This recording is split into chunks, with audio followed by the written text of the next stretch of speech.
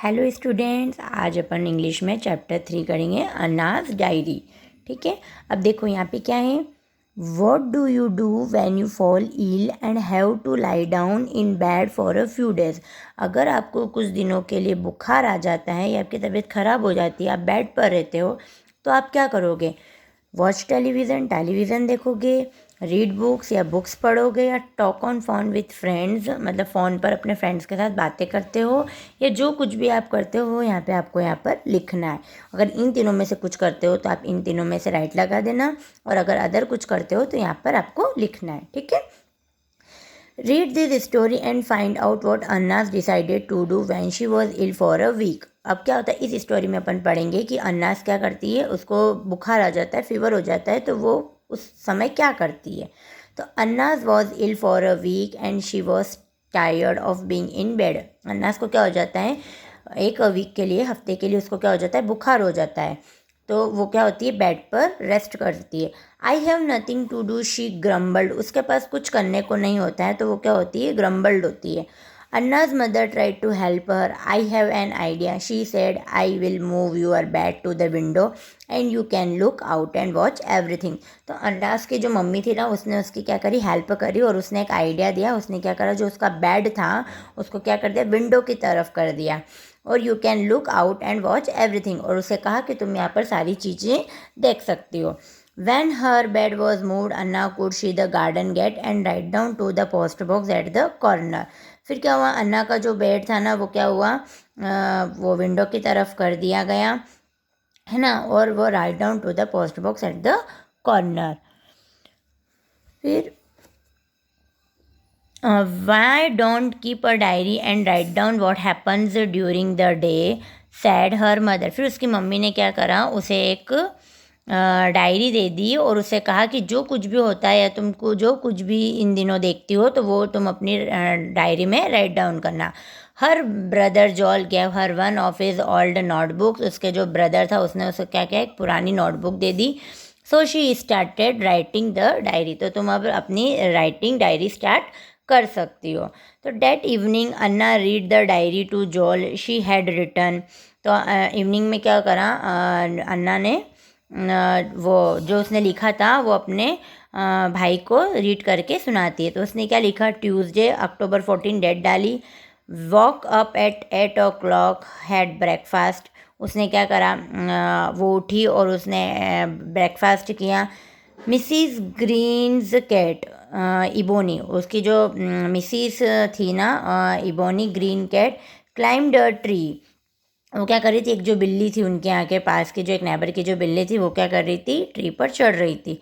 Mister Collins posted a letter, had lunch, read a story. फिर एक Collins आया जिसने लेटर पोस्ट किया, had lunch, read a story. A green van up 10 CD 6790 called at Mrs James house. फिर क्या हुआ, एक green when I, उसका एक नंबर था, और उसने क्या करा, मिसिस जेम्स हाउस के यहाँ पर थी। तो 2 men took some furniture away in it. और फिर क्या कर रहे थे, 2 men उसमें से, हाउस में से फर्नीचर ले जा रहे थे और वो उस वैन में रख रहे थे। टुक मेडिसिन, फिर उसने मेडिसिन ली। एड मिल्क, और दूध पिया। ये सब उसने लिखा था उस डायरी में। It's not very exciting, it is Joel, she said, I took van number 2। फिर वो बोलती है जॉयल को कि देखो ना, ये कुछ भी एक्साइटेड नहीं लग रहा है। उसने यहाँ पे वैन का नंबर भी लिखा है, मतलब उसे कुछ अजीब लग रहा था कि इस डायरी में मैंने क्या लिखा है। Well she जॉल, something more exciting might happen tomorrow. तो जो जॉल बोलता है, उसका ब्रदर रहता है, वो बोलता है कोई बात नहीं, तुम नेक्स्ट डे कुछ अच्छा सा एक्साइटिंग सा लिख लेना। ठीक है। फिर the next day while Anna lay in bed, a knock came on the front door. फिर नेक्स्ट डे क्या होता है, अन्ना बेड पे रहती है और Anna could hear voice downstairs. वो ऊपर अपने बेड पर सोई रहती है और उसे क्या होता है, नीचे से कुछ आवाज़ आती है। One of the voices sounded like that of their neighbour Mrs James. और वो उसके जो नेबर में जो मिसिस जेम्स थी ना, उनकी वॉइसेस थी। She could her Mrs James talking. They took the television, radio and some silver. Imagine we had only been away for 2 days. वो मिसिस जेम्स बोलती है कि मेरे घर का टेलीविज़न, रेडियो, कुछ चांदी, सब क्या हो गए, कुछ चोरी हो गए इन 2 डेज़ में। तो mummy Anna called in excitement. जो अन्ना थी ना वो बहुत ज़ोर से मम्मी चिल्लाती है, वही सारी चीज़ें वो जब ये नीचे बात कर रहे थे ना उसकी मम्मी और वो आंटी, तो जो अन्ना थी ना वो ज़ोर से मम्मी मम्मी चिल्लाती एक्साइटमेंट होके। तो wait a moment Anna her mother called back. तो जो उसकी मम्मा थी ना वो बोलती है वेट अ मोमेंट, मैं मतलब थोड़ी देर रुको मैं आती हूँ। Mrs James is here, I will be with you in a minute. मैं कुछ मिनट में आती हूँ। But it's about Mrs jam shouted Anna and she jumped out of the bed. लेकिन वो क्या हो रही थी, वो बोल रही थी कि आप जल्दी आओ, मुझे आपको मिसिज जेम्स के बारे में कुछ बताना है। तो her mother and Mrs James cam up stairs. तो उसकी मम्मा और वो जो मिसिज जेम थी वो ऊपर गई। Get into the bed this minute said her mother, but look it's all in my diary said Anna. तो वो क्या बोलती है, मम्मा मेरी डायरी 1 मिनट रुको, मैं आपको मेरी अपनी डायरी बताती हूँ। What is it asked Mrs James in a puzzled voice.